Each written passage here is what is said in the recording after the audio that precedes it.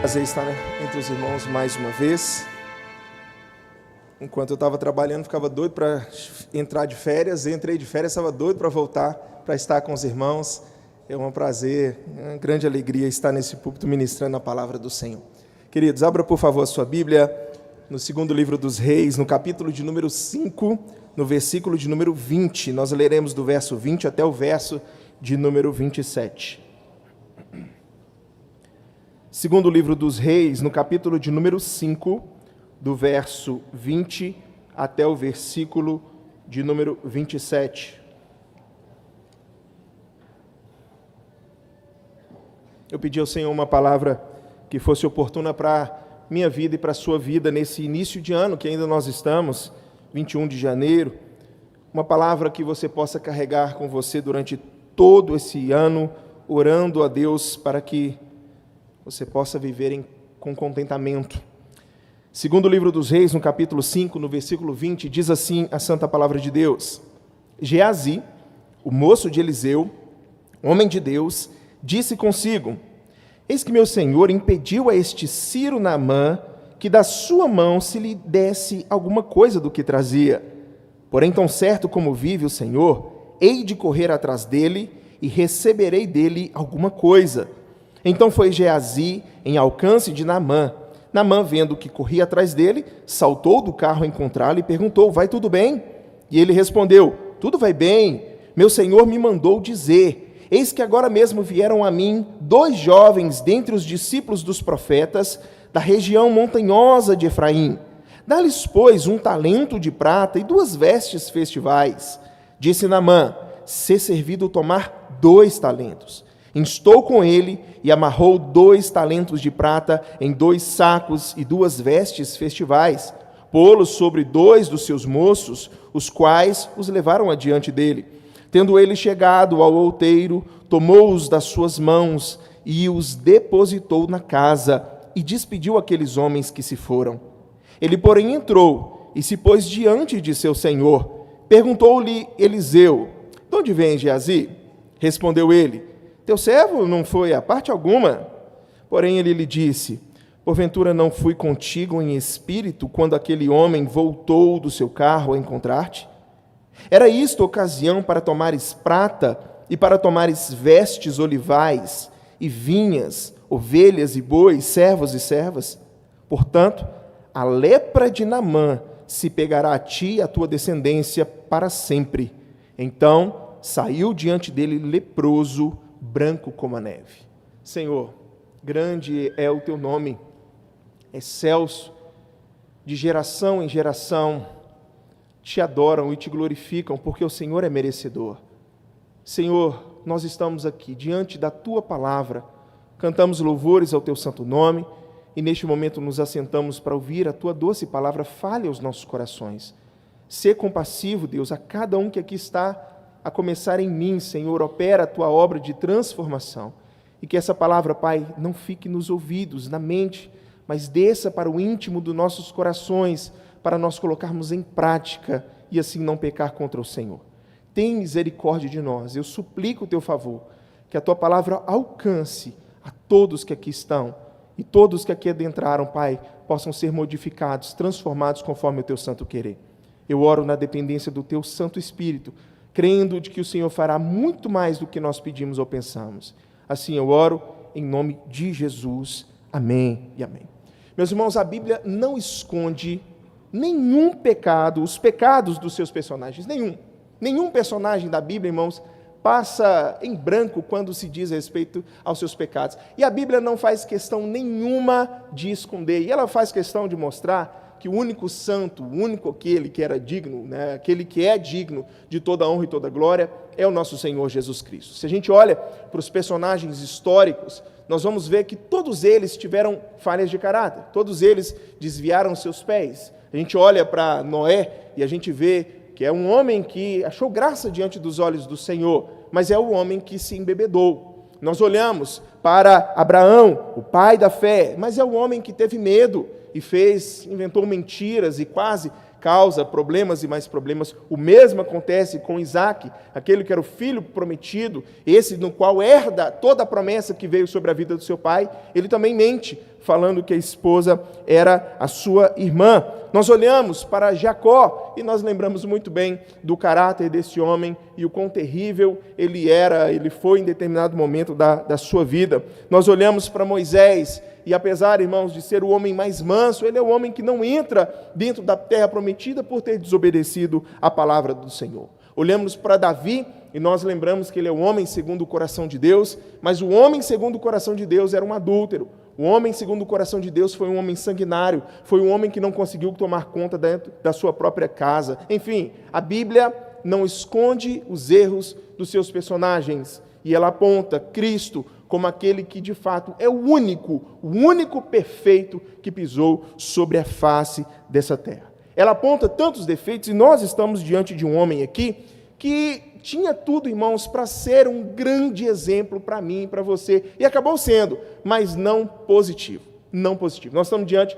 da história de Geazi, que tem início, né? Geazi, ele era um servo de Eliseu, que era um profeta, uma espécie de estagiário de profeta. Existia a escola de profeta naquele tempo.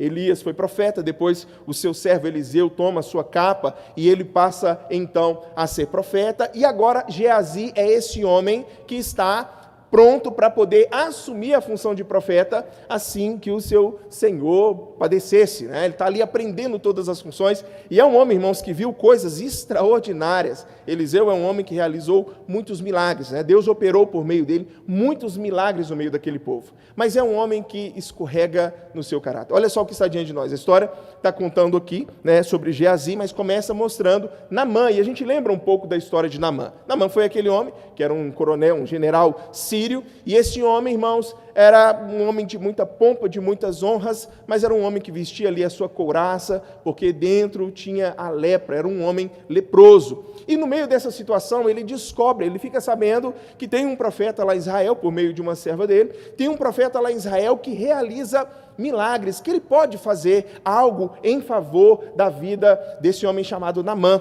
Ele desce com toda honrarias até a casa de Eliseu, e quando chega lá, irmãos, o profeta mal o recebe.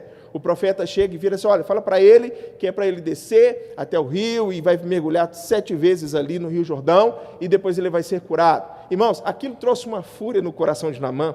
Ele é chefe do coronel, ele está vindo, irmãos, com toda a honraria militar, com toda a pompa, ele espera ser bem recebido, mas aí o texto bíblico vai mostrar para nós que esse homem simplesmente não é nem recebido pelo profeta, o profeta só manda ele ir lá, vai lá, lava, se banha 7 vezes e você vai ser curado. Não, ele não pode fazer isso, até que os seus servos vão e falam para ele: mas se fosse difícil, o Senhor não faria?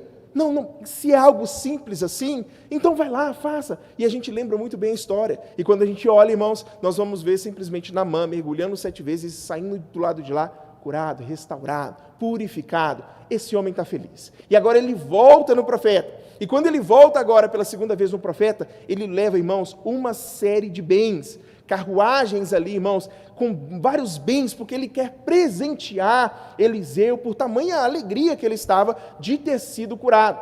E no meio dessa, quando ele chega, o profeta Eliseu: não, eu não quero. O profeta está interessado em realmente de cumprir a vontade do Senhor, em cumprir. Ele não estava interessado em ouro, não estava interessado em pratas. O que ele queria era fazer com que a vontade do Senhor fosse cumprida, e Naamã fazia parte desses propósitos do Senhor. Não, mas receba pelo menos esse presente aqui. E Eliseu não quer saber, ele pode voltar com seus bens, o que tinha para ser feito sobre a sua vida já foi feito. Mas aí o servo estava de olho. O servo está observando tudo. E Geazi olha para aquela situação e vê Naamã virando agora as carruagens, satisfeito no coração, que é um homem que agora, inclusive, ele não quer nem mais adorar os outros deuses, ele quer adorar ao Deus de Israel, pede até para poder levar a terra de Israel lá para a Síria, para que ele não adore mais a outros deuses, adore assentado em cima de terra santa, a terra que pertence ao povo de Deus. E esse homem está voltando agora com terra, mas também com seus bens, com toda a sua riqueza, que ele tinha levado para poder dar para o profeta. E aí, irmãos, o que acontece nessa história é que Geazi está olhando aquilo e fala assim: mas nem uma moedinha? O homem chega aqui com essas posses, com esses bens, e a vida do profeta, irmãos, no Antigo Testamento era uma vida muito simples, uma vida frugal. Era um homem que vivia das doações que tinha, o Senhor estava sempre sustentando, a gente lembra, né, da história do azeite na botija, que tinha que fazer alimentar. Era um homem vivendo uma vida simples. E Geazi olha para aquilo e fala assim, mas será que a gente não pode... Qual que é o problema? Afinal, a gente trabalha na obra, nós somos merecedores de todo esse nosso trabalho, né, Fernando? Então, assim, vamos aqui, eu preciso, vou fazer o seguinte, ele vai e corre atrás. E ele corre atrás, irmãos, já com a ideia na mente. E ele coloca, inclusive, até o Senhor na jogada. E ele vai dizer aí no versículo 20, tão certo como vive o Senhor, hei de correr atrás dele e receberei dele alguma coisa. Aí, irmãos, Geazi corre na mente dele, o homem que está preparado para pecar, irmãos, você pode ter certeza, Satanás já colocou o plano certinho na mente dele. Ele chega, irmãos, para esse tal de Naamã, e Naamã salta do carro, o que foi? O que aconteceu? Está tudo bem? Não, está tudo bem. Mas é que é o seguinte, chegaram aí dois profetas, dois jovens que estão vindo lá da terra de Efraim, e aí meu Senhor me mandou vir atrás do Senhor aqui para poder pegar, assim, coisa simples, tá? É um talento, é uma veste só. Aqui, ó, como o texto vai dizer no versículo 22. Dá-lhes, pois, talento de prata e 2 vestes festivais. Só isso.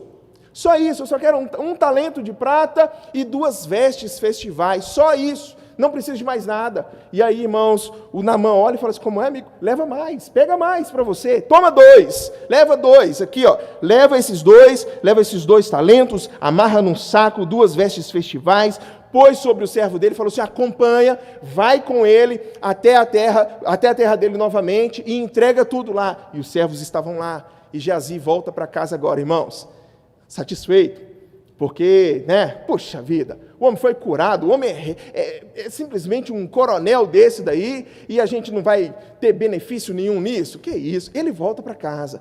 Mas ele está decidido a manter aquilo em segredo, né? Afinal, o plano foi todo dele e Eliseu não quer saber disso. Mas quando ele volta, irmãos, para a surpresa dele, quem vai aparecer na porta é o tal do Eliseu, o profeta.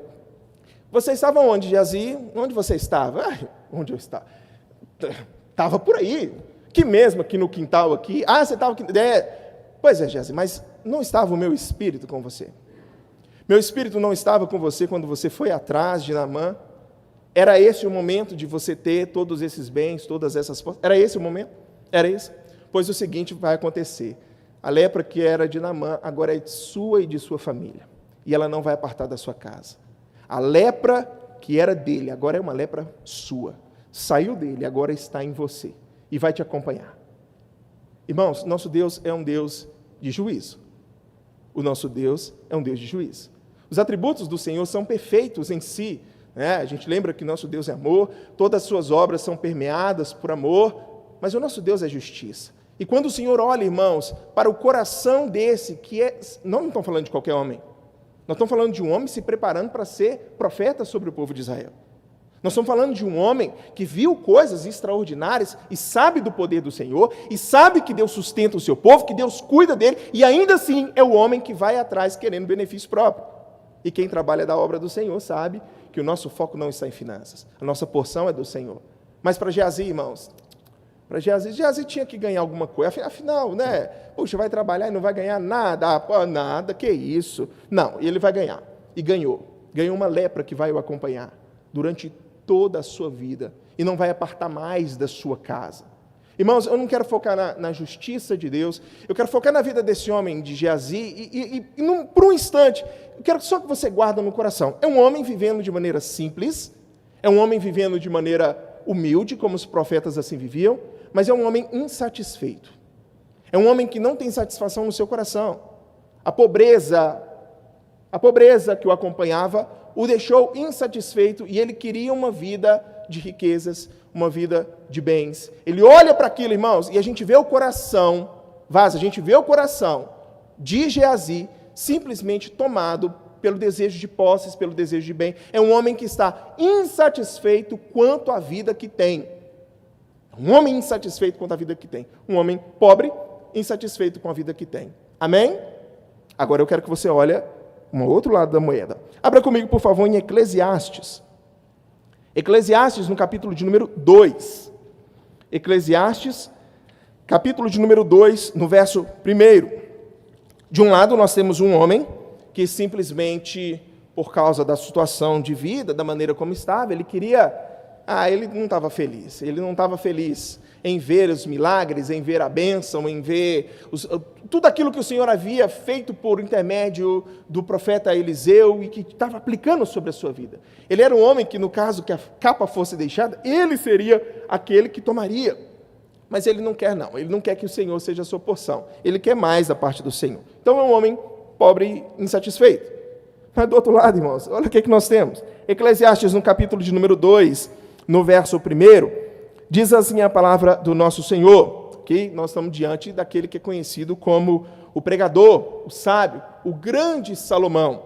Salomão, quando escreve o livro de Eclesiastes, já está ali rumando para o fim da sua vida, já é um homem que viu muitas coisas, e a gente lembra que Salomão começa o seu ministério de uma maneira maravilhosa. Quando ele assume o trono de Israel, depois que o seu pai sai, né, sai Davi, entra Salomão, depois que ele assume o trono, irmãos, o Senhor aparece para ele, pede o que você quiser, e a palavra de Salomão foi: Senhor, me dá sabedoria para poder cuidar do seu povo. Ele começa o ministério de uma maneira extraordinária, mas a gente lembra do que vem após isso. Vem um homem, irmãos, que diz respeito ao Senhor quanto às coisas principais. Ele diz respeito ao Senhor porque ele quer mais de uma mulher. Ele diz respeito ao Senhor porque ele ajunta cavalos, quer exército, e o Senhor havia falado para não fazer isso, e ele ajunta riquezas. Nós estamos falando de um homem que teve 1000 mulheres, nós estamos falando de um homem que teve o maior exército do tempo de Israel, e nós estamos falando do homem mais rico que já pisou sobre a face dessa terra. É simplesmente Salomão, desobedecendo ao Senhor.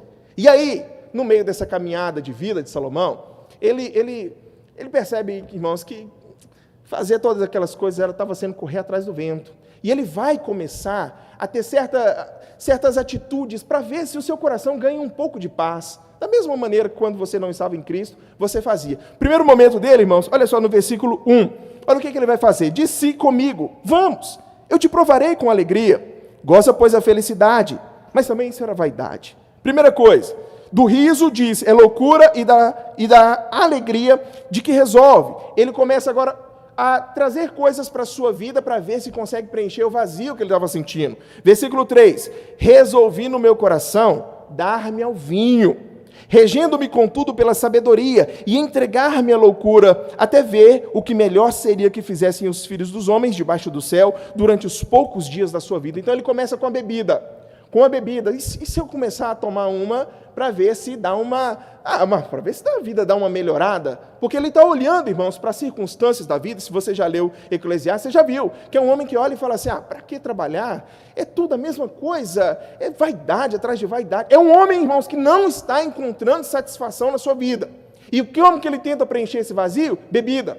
Ele vai ali para os entorpecentes, para algo para entorpecer a mente dele. Não, tomando uma, eu vou talvez assim, ficar mais feliz, ficar mais alegre. E se você já teve essa experiência, você sabe que no outro dia o que você tem é uma grande dor de cabeça. E a alegria que talvez você teve no momento de bebedeira foi uma alegria que passou. E aí ele vai: não é bebida. Não é bebida. Quem sabe então seja grandes posses. Versículo 4. Empreendi grandes obras. Edifiquei para mim casas, plantei para mim vinhas, fiz jardins e pomares para mim, e nesses plantei árvores frutíferas de toda espécie. Irmãos, comentaristas falam, não propriamente sobre material bíblico, mas falando a respeito de Salomão, sobre quão grande eram os pomares, os jardins que ele havia plantado. Coisa semelhante, irmãos, aos jardins suspensos da Babilônia, coisa linda, maravilhosa. E aí, quem sabe é nisso, né? Eu tendo ali a minha fazendinha, eu vou para a minha fazenda, eu vou para o meu sítio, eu vou para a minha chácara, aí eu vou ter paz no meu coração, aí eu vou ter alegria no meu coração. Então, se eu tiver, no momento em que eu conseguir largar esse trabalho e ir para o interior, aí eu vou ter paz no meu coração. Irmãos, não é isso, não é. Fiz para mim açudes, que tal então, se eu tiver um lugar para eu tomar um banhozinho gostoso. Fiz para mim açudes para regar com eles o bosque em que reverdeciam as árvores, mas também não é isso. Versículo 7, comprei servos e servas, e tive servos nascidos em casa. Também possuí bois e ovelhas, mais do que possuíram todos os que antes de mim viveram em Jerusalém. Então eu vou ser um grande empreendedor do ramo agro. eu vou ter as plantações, eu vou ter o cuidado aqui com os animais, eu vou mexer com essas coisas, vou aumentar as minhas posses, minha riqueza, aí eu vou estar tão atarefado, eu vou ter tantas coisas para eu poder fazer, que aí eu vou começar a olhar para a vida e quem sabe eu consigo encontrar sentido, propósito para mim, por meio dessas coisas. Mas não, e não para. Era bebida, era construção de grandes pomares, de grandes hortas, compra boi, compra servos. O homem está simplesmente investindo em busca de sentido e satisfação para a sua vida, mas não está encontrando. Versículo 8: amontoei também para mim prata e ouro, e tesouros de reis e de províncias. Provi-me de cantores e cantoras, e das delícias dos filhos dos homens, mulheres e mulheres. Olha só, ele começa com prata, com ouro. Porque assim, isso é coisa que dá dignidade para o homem. Se eu for um homem muito rico, de muitas posses, ele vai até falar aqui no versículo para frente aqui, que ele foi maior do que foram todos os outros reis de Israel, isso vai dar sentido. Se eu tiver dinheiro no bolso, então isso vai dar sentido para a minha vida. Mas não. Provi-me também de cantores e cantoras. Não, então não vai dar certo? Então deixa eu ver se eu consigo entorpecer minha mente com entretenimento, como muitos de nós faz. Senta na frente de uma TV, senta na frente de qualquer que seja a peça teatral, deixa eu ver se eu encontro satisfação para o meu coração nisso. Deixa eu ver se eu encontro paz para o meu coração por meio do entretenimento. Ele vai lá e chama essas pessoas, contrata, provi-me de cantores e cantoras, das delícias dos filhos dos homens.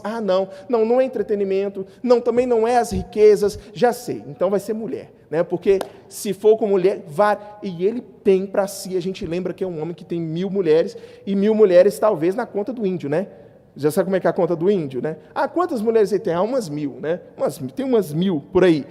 Mas o fato é que o homem está tentando satisfação para o seu coração, sem conseguir. Versículo 9: engrandeci-me e sobrepujei a todos os que vieram antes de mim em Jerusalém. Perseverou também comigo a minha sabedoria, já sei. Então eu vou ser o homem admirado, eu vou ser o homem sábio, eu vou ser o homem com poder. Porque poder, quando você tem poder, quando você está acima dos outros, quando você é bem-quisto, quando as pessoas então aí sim você tem aquela satisfação do coração. E a resposta para isso, irmãos, é de que tudo, versículo 10, tudo quanto desejaram os meus olhos, não lhes neguei, nem privei o coração de alegria alguma, pois eu me alegrava com todas as minhas fadigas, e isso era a recompensa de todas elas. Considerei todas as obras que fizeram as minhas mãos, como também o trabalho que eu com fadigas havia feito, e eis que tudo era vaidade e correr atrás do vento, e nenhum proveito havia debaixo do sol. Se de um lado a gente tem Geazi, sendo um homem simples e insatisfeito, do outro lado você tem um homem rico e insatisfeito. Você sabe por quê? Porque satisfação, contentamento, não diz respeito a ter ou não ter. Diz respeito a algo que vai dentro do seu coração. E você pode correr atrás de coisas, você pode correr atrás de bens. Você pode achar que o sucesso vai estar na sua promoção, no dia em que você for para o campo, no dia em que você fizer isso. E nada disso vai preencher um vazio que só Cristo pode preencher. Se você acha que o sucesso está em simplesmente você possuir bens, Salomão vai dar um toque no seu ombro e vai falar assim, se você acha que o sucesso está em possuir, em ter, porque eu sou um homem pobre, no dia que eu trocar de carro, no dia que eu sair desse aluguel e ir para minha casa, aí a minha vida vai estar satisfeita, não vai estar. Porque contentamento não diz respeito a você ter ou a você não ter. E nós estamos diante de dois exemplos, de um homem que é humilde, mas não está faltando nada, de um homem que é pobre e está vendo bênçãos e bênçãos sobre a vida dele acontecer, e é um homem satisfeito. E do outro lado, a gente tem um homem rico financeiramente, rico em bens, rico naquilo que tudo que o coração de Salomão desejou, esse homem teve. Você quer pensar no quê?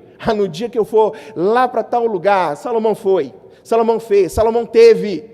E Salomão diz para você assim, isso não traz satisfação. Isso não traz, pode trazer satisfação momentânea, mas não traz alegria para a sua alma. Você sabe por quê?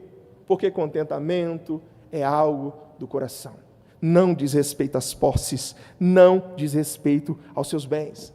E se de um lado a gente tem Geazi e do outro lado a gente tem Salomão, se de um lado a gente tem alguém pobre insatisfeito, do outro lado nós temos um homem rico insatisfeito, nós temos o exemplo bíblico, a palavra de Deus mostrando para nós por meio de um homem chamado Paulo, o quanto que é feliz, irmãos, o quanto que é bom ser feliz com aquilo que Deus tem nos dado. Eu gostaria que você abrisse o primeiro dos pontos, irmãos, a respeito de contentamento, é um contentamento material. Abra aí, por favor, em 1 Timóteo, no capítulo de número 6, vou esperar você abrir.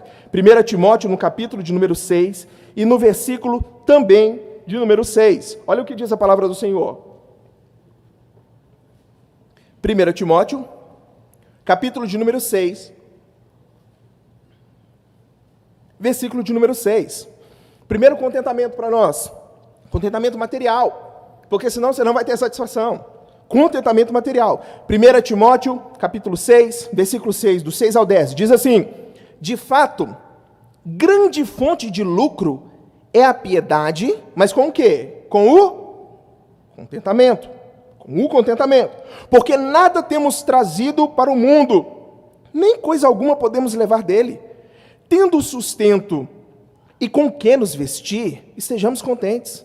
Ora, os que querem ficar ricos caem em tentação e cilada, e em muitas concupiscências insensatas e perniciosas, as quais afogam os homens na ruína e perdição, porque o amor do dinheiro é raiz de todos os males, e alguns, nessa cobiça, se desviaram da fé e a si mesmos se atormentaram com muitas dores. Primeiro dos pontos para nós analisarmos sobre como que é então, pastor, para que a gente tenha contentamento. Porque se não é por meio dessas coisas, se um homem pobre está insatisfeito e um homem rico está insatisfeito, que eu achava que era o contrário. O homem que está cheio de posses, de bens, ele está vivendo feliz. E você sabe que não. E você sabe que não é assim. Como é que a gente faz? O primeiro desses pontos é o contentamento material. E aqui, que fique bem claro, eu já coloco o que não é o contentamento. Contentamento não é acomodamento. Não é você estar acomodado. Ah, pastor, então eu não posso possuir, não posso ter? Deve. Você deve correr atrás, afinal, irmãos, o Senhor simplesmente colocou a imagem e semelhança dele em você, te deu capacidade de você pensar, de você estudar, de você correr atrás, para que você tenha uma vida digna. O problema não é acomodamento. Eu tenho aqui esse meu carrinho, essa minha casinha, tudo no diminutivo. Tá bom demais, meu carrinho, a minha casinha, o meu cantinho, e tá bom, e a minha formação, eu não tenho formação nenhuma, e tá ótimo. Não.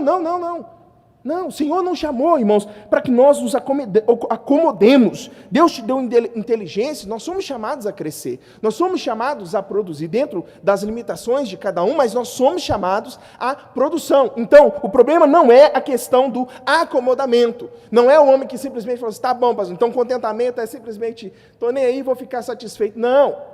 Você tem que correr atrás das coisas. Mas como que você corre atrás das coisas, irmãos? Tendo contentamento com o que Deus te deu hoje. Com o que Deus te providenciou hoje. Porque o problema não é você ir atrás de uma nova formação. O problema não é você se graduar. O problema não é você tentar almejar subir de cargo. Todas essas coisas, irmãos, são passivas para você crescer. Não há problema nessas coisas. O problema é quando você não tem contentamento no seu coração hoje. Aí, você sabe o que você faz? Você coloca aquela expectativa. Talvez você já teve essa expectativa. No dia em que eu deixar de estagiar e subir para ser alguém que está trabalhando nessa empresa agora, aí eu começo a ficar feliz. E aí você vai, subiu de estagiário, né? Subiu assim, de cachorro, você subiu para uma função um pouquinho melhor. Aí você olha e você fala, não é isso, não, eu preciso dar uma melhorada nisso daqui. E você vai mais uma vez, e o coração angustiado, o coração tomado, e você não percebe, querido, que se você não estiver satisfeito com o que Deus te deu hoje, não é tendo mais que você vai estar. Porque contentamento e satisfação é coisa do coração. Não diz respeito a posses, não diz respeito a bens, não diz respeito a conquistas, formações, qualquer que seja. Diz respeito a ter um coração agradecido com o que Deus providenciou hoje para mim. Um dos grandes motivos, irmãos, dessa onda de descontentamento é porque a gente está sempre buscando mais e mais, sem ter satisfação. É a pessoa, irmãos, que negligencia o culto, negligencia a família, porque está focado em ter, está focado em possuir. E aí vê a destruição, irmãos, acontecendo dentro da casa. Eu tive uma experiência de aconselhar, irmãos, há uns bons anos atrás. Um jovem chegou: pastor, eu preciso de ajuda. O que eu posso te ajudar? É porque, assim, minha vida deu uma melhorada, ótimo. E aí, assim, eu tenho meu carro, eu quis comprar um carro mais caro. E aí que comprando um carro mais caro, eu não consegui pagar ele no meu salário. E aí eu tive que trabalhar em outro horário. E no sábado também. E aí que meu casamento começou a ruir. E aí, meu irmão, o relacionamento com os meus filhos estão péssimo. Eu já não participo do culto, já tinha deixado os trabalhos no qual ele participava. Por quê? Porque não havia, irmãos, não tem problema nenhum você trocar de carro. Mas se isso vai trazer prejuízo para aquilo que é principal na sua vida, será que você não tinha que pensar melhor? E o problema, irmãos, é que quando eu fui puxando a corda, o que estava lá, irmãos, era o descontentamento. Não, pastor, assim, eu troquei de carro, mas meu irmão também trocou. E aí o descontentamento vem. E você simplesmente está aí buscando satisfazer o seu coração para poder agradar outras pessoas que não estão nem aí para você. Enquanto você vê a sua casa ruir, porque você não teve sabedoria para lidar, não teve contentamento no coração para entender que não é porque você tem condições que você pode fazer. Não é porque você tem condições que você deve fazer. É um homem agora perdendo família, um homem que já não orava mais, não consigo orar, não tem mais comunhão com Deus, não tem mais relacionamento com os meus 2 filhos, lindos irmãos. E um homem simplesmente, por quê? Porque colocou o carro na frente dos bois, no descontentamento do coração, não tentar mostrar para os outros que ele tinha condições para tal. Será que não é essa a sua realidade? Pastor, então o que eu devo fazer? Eu não posso querer uma coisa melhor para mim, não? Claro, você deve correr atrás, mas não a custo daquilo que realmente importa. Você precisa ter contentamento no seu coração com o que Deus te deu hoje. Você sabe por quê? Pastor, mas é só um fusquinha. Se você não estiver feliz com o fusquinha, querido, não vai ser pegando um no milho que você vai melhorar. Não é subindo para um carro melhor, não é subindo para um bem melhor, porque satisfação não é coisa de possuir bens, não é ter bens, não é ter satisfação, é algo do coração. Nós, principalmente na nossa geração, o quanto que nós somos, irmãos, impulsionados. A nossa geração, o marketing da nossa geração, nunca houve na história o que nós temos hoje. Hoje nós somos, irmãos, impulsionados o tempo todo para compra, para bens, para gastar. E você, meu Deus do céu, você tem um X1 ainda, mas lançou o X2. Aí você estava lá pagando o X1, está pagando o seu celular lá X1, aí de repente só aparece assim, Guilherme, lançamento. X2, você não pode perder. Só R$10.000. O de antes, 50 megapixels. X2, 51 megapixels. E você fala assim, mas é o 2. E aí lá vai você estourar mais um cartão. Porque você está pensando que é por bens materiais que vai encontrar satisfação para o seu coração. Não vai. Esse mundo, irmãos, acredita que dinheiro traz segurança. Que dinheiro e insegurança, né? Dinheiro traz segurança e felicidade. Você pode colocar lá 1000 câmeras na sua casa. Você pode contratar o segurança mais top, segurança particular. Basta uma bala perdida te achar e pronto. E acabou. Acabou. Dinheiro, amados, não é isso tudo que nós pensamos. Achar que felicidade e segurança é a chave é um erro. Salomão, que teve todas essas coisas, Salomão, que foi possuidor de todos esses bens, ele vai mostrar para nós, assim, olha, o que eu quis, o que meu coração desejou, eu tive. Tudo que lhe veio ao coração, à mente, esse homem teve. E você está satisfeito, Salomão? Não estou. Por quê? Porque existe uma satisfação que somente Cristo pode trazer ao nosso coração, que dinheiro algum é capaz. Amados, quantas pessoas que talvez você conheça, são pessoas, irmãos, humildes, pobres, que estão aí comendo arroz e feijão, mas come arroz e feijão numa cara boa. Oh, Senhor, obrigado pelo arroz e feijão de cada dia, Senhor. O Senhor é maravilhoso. Enquanto você vê um outro, ai, eu não gostei do ponto desse filé mignon. Estragou a carne para mim. Quantos irmãos que nós vemos que estão aí na fila do SUS e a pessoa olha e fala assim, Senhor, obrigado. Está difícil, tá, mas tem um médico para poder me olhar. E o outro fala assim, ai meu Deus, esse plano de saúde. Nossa, pedi 3 enfermeiros, vieram só 2. Questão de coração. Quantos irmãos que são aqueles que estão aí andando a pé, está andando de bicicleta, com um sorriso no rosto, enquanto tantos outros irmãos, com carros importados, e simplesmente com o coração tomado, endurecido. Irmãos, é necessário que você entenda, essa não é uma mensagem sobre pobreza, essa é uma mensagem sobre contentamento. Eu não quero que você saia daqui com a ideia errada de que você não possa lutar, correr atrás. Eu estou falando que você deve, a Bíblia nos apresenta isso, é correr atrás. Olha o gestor, o homem que José foi, um instrumento que ele foi nas mãos do Senhor para poder preservar a vida, como assim fala o texto. O homem, olha a bênção que foi, irmãos, até mesmo Salomão, que no fim da sua vida voltou-se para o Senhor, caiu em si quanto àquilo que é principal para a sua vida. O problema não é esse, o problema, irmãos, é quando o nosso coração está ali, tomado, achando que são as coisas materiais que vão dar sentido para a nossa vida. Que vai ser, irmãos, aquela graduação, aquela formação, o mestrado, o doutorado, é isso que vai me fazer, né? Afinal vai fazer o meu nome grande, vai trazer poder, vai trazer reconhecimento, e não é. Contentamento é algo do nosso coração. Contentamento, queridos, no primeiro ponto, é algo que diz respeito ao nosso coração, não à toa. Que Hebreus 5 vai falar para nós, que o Senhor sempre vai cuidar de nós em todos os momentos. Vai dizer, seja a vossa vida sem avareza, contentai-vos com as coisas que tendes, porque Ele tem dito, de maneira alguma te deixarei, nunca, jamais te abandonarei. Eu e você, nós temos essa promessa de que o Senhor cuida de nós. Agora, em nome de Jesus, tenha contentamento no que diz respeito às coisas materiais. E segundo, o contentamento, ele é algo espiritual. E para isso eu te convido a abrir nesse último texto de Filipenses, está próximo, Filipenses, no capítulo de número 4, que talvez seja o texto que mais fale, que fale melhor aos nossos corações a respeito de satisfação. Lá em Filipenses, no capítulo de número 4, no versículo de número 10, do 10 ao 13, nós temos na palavra do Senhor, mostrando para nós onde é que nós encontramos esse contentamento. Pastor, eu quero ser um homem satisfeito, uma mulher com satisfação no meu coração com aquilo que Deus tem me dado.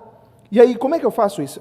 Melhor coisa é nós olharmos para o exemplo do apóstolo Paulo. Olha o que ele vai dizer, Filipenses capítulo de número 4, verso 10. Alegrei-me sobremaneira no Senhor, porque agora uma vez mais renovaste a meu favor o vosso cuidado, o qual também já tinhais antes, mas vos faltava oportunidade.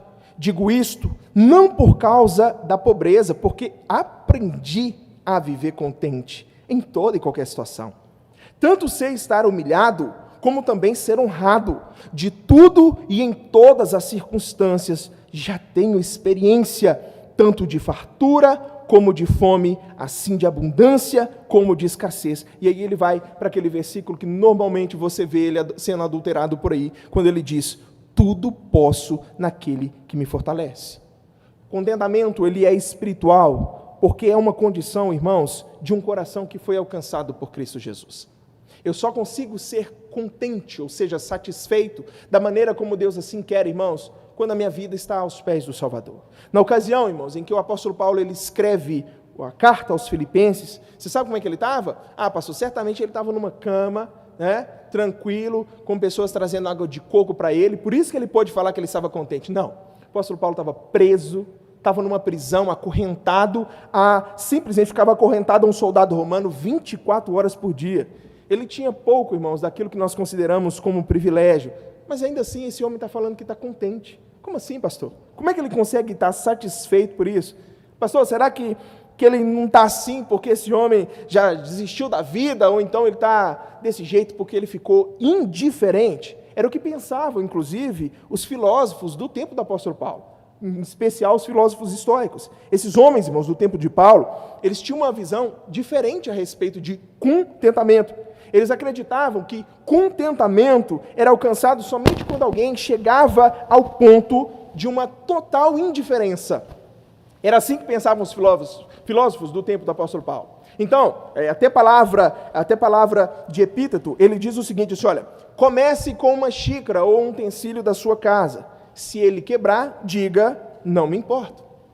Depois vai para um cavalo, um animal de estimação, um cachorro, um gato, e se aí acontecer qualquer coisa com a vida desse animal, diga, não me importo.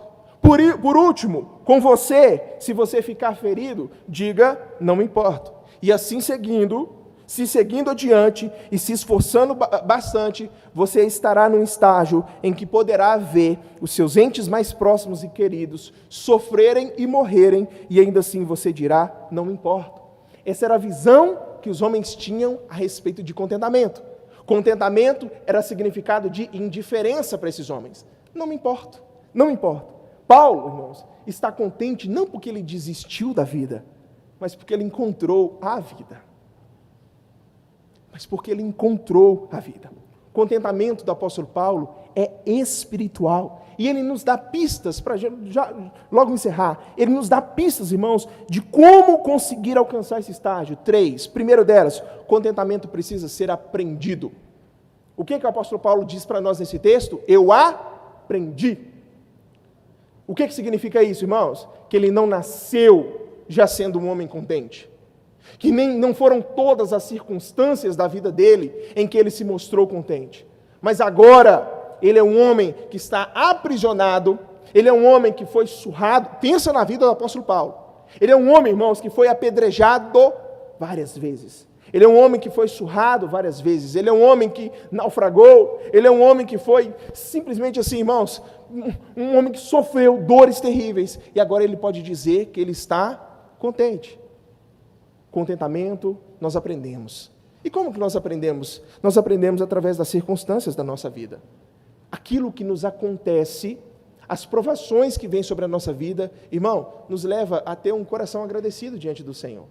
Se você já teve um momento da sua vida em que você se viu quase passando fome, ou passando fome, hoje, se tiver um ovo na geladeira, você diz, Senhor, glória ao teu santo nome. Não vai faltar, o Senhor vai cuidar. As circunstâncias vão provando o nosso coração, irmãos, para que nós aprendamos a viver de maneira contente diante do Senhor. Primeira das coisas, então, o contentamento ele precisa ser aprendido. E isso, irmãos, não é fácil para nós. Nós, inclinados ao pecado, quantas vezes, irmãos, nós somos, somos como aquela criança que tendo acesso a vários pirulitos, ele chora porque não consegue carregar todos. O nosso coração, a nossa natureza humana carnal é inclinada para o descontentamento. Mas nós somos chamados, queridos, assim como o apóstolo Paulo, se ele aprendeu, eu e você também estamos. E podemos aprender o caminho do contentamento. Segundo, contentamento não pode depender das circunstâncias. Ele diz, tanto sei passar falta, quanto ter abundância, diz o apóstolo Paulo. Desse modo, irmãos, o que a gente vê? Que o contentamento não depende das circunstâncias em que nós nos encontramos. É um ensino diferente daquilo que a gente está habituado a ouvir, mas é verdadeiro. Nós costumamos pensar, e essa é a verdade para a nossa vida, quanto mais a gente ter, mais contente a gente vai estar, mas não é o que ocorre. Quando perguntaram, irmãos, para aquele grande homem, John Rockefeller, no século passado, ele diz, na época ele era o homem mais rico do mundo, perguntaram assim, olha, de quanto dinheiro uma pessoa precisa para ser feliz? E aí ele disse assim, só mais um pouquinho, só mais um pouquinho. Essa é a visão, irmãos, daqueles que acham que está em possuir bens. Né? As circunstâncias não são um segredo para a felicidade. E por fim, amados, contentamento, o apóstolo Paulo mostra para nós, é fruto de uma comunhão com Deus. O contentamento é fruto da comunhão com Deus. O apóstolo Paulo vai dizer para nós, tudo posso naquele que me fortalece. E aqui que está o segredo. Paulo, irmãos, estava em Cristo. E Cristo estava em Paulo. Paulo desfruta, irmãos, de uma verdadeira comunhão com o Salvador. Paulo sabia a quem ele pertencia, que ele pertencia ao Senhor Jesus, que ele foi comprado pelo sangue de Jesus. Paulo, irmãos, tinha a certeza de que era amado pelo Senhor, e tais coisas, irmãos, enchiam o coração do apóstolo, por saber que o Senhor é meu pastor, e nada me faltará. É esse contentamento que você tem. É esse o contentamento que você tem. A letra de um cântico que diz: satisfação é ter a Cristo, o quê? Não há maior prazer já visto, sou de Jesus, e agora sinto satisfação sem fim, só com Jesus. Se não tiver Cristo, irmãos, é algo que lá no fim Salomão foi se dar conta. Mas se não tiver Cristo, irmãos, não vai ter satisfação, não vai ter contentamento. Você vai comprar, e aí quando chegar você já fala assim, preciso comprar mais, preciso crescer mais, preciso trabalhar mais, porque não há prazer. Não há prazer fora de Jesus. Salomão fecha dizendo, tudo é vaidade. A vida sem Cristo é vaidade. E amados, não há contentamento fora do nosso Senhor.